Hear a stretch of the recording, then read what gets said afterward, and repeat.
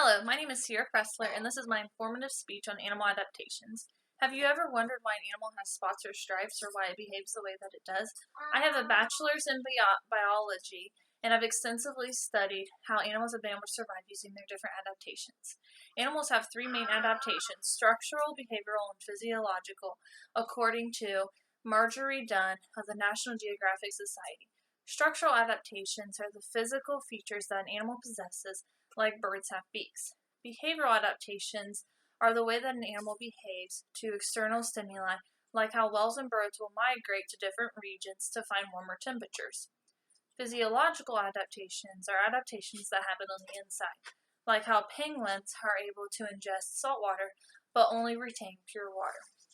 Today I am going to talk to you about how animals have three main adaptations: structural, behavioral, and physiological, which help them survive. First, let's start with the structural adaptations.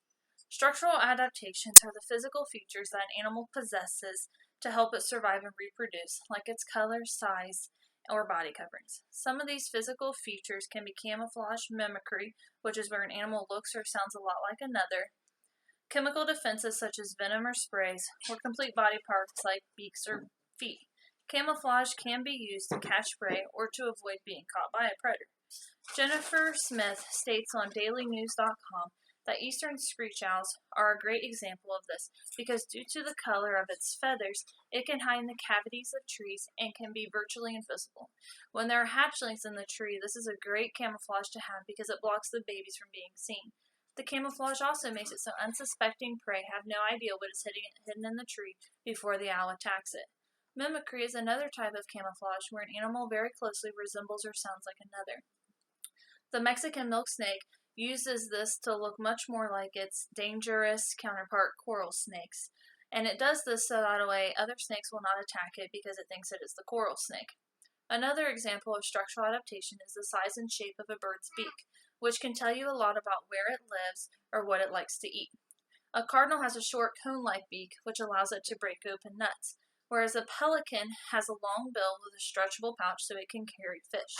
Structural adaptations are the physical features that an animal has, like the camouflage of an eastern screech owl or a cardinal's beak, and these adaptations only scratch the surface of the many different ways numerous species have been able to adapt and survive. The next adaptation I am going to talk about is the behavioral adaptations. Behavioral adaptations can be seen in the way that an animal protects itself from predators, the way it gets food, or the way that it moves. For instance, one of the biggest behavioral adaptations is migration, which happens due to a lack of food sources, weather, or mating purposes. Ken Nelson also states on Ducksters.com that an Arctic tern has the longest migration of any animal on the earth, with a round trip of nearly 25,000 miles. Every 6 months, they travel to the Arctic to Antarctica in just 40 days and then back again 6 months later. These amazing flyers do this because their breeding area is in the Arctic and there is much more food sources in the Arctic at that time. Another important behavioral adaptation is the way that animals will gather their food. And dolphins are a great example of this because they are one of the most creative and skilled animals that can catch their food and have developed several techniques to catch their prey. A dolphin's main technique is herding or corralling its prey into a confined area and then picking them off. But they are also known to have unique techniques such as hydroplaning, where a dolphin will nearly beach itself to catch fish in the shallower waters. They also have been known by Ann Hodge, who states on ecology.com that research by Fertile Rorsig of the Texas A&M Marine Mammal Institute have shown that dolphins are now using bubbles to catch their food. They will swim underneath the fish while expelling bubbles, forcing the fish upwards, and they believe that they do this because it knocks the fish off course in other school and makes them easier prey. Behavioral adaptations allow animals to respond to specific stimuli and are specific to each animal to help it survive and its species thrive, such as allowing 25,000 miles of flight or allowing a species to become some of the most intelligent hunters known on Earth. Now I will talk to you about the physiological adaptations. Physiological adaptations are processes that can't be seen by the naked eye. Some of these are the most studied and interesting physiological adaptations have occurred in animals that live in extreme environments, such as the desert or the Arctic. When it comes to the desert or other high temperature places, one of the greatest abilities to have is to obtain and retain water. And a great example of this is the kangaroo rat, because it receives all the water that it needs through eating dry seeds. And it does this through concentrating its urine and feces using different metabolic pathways.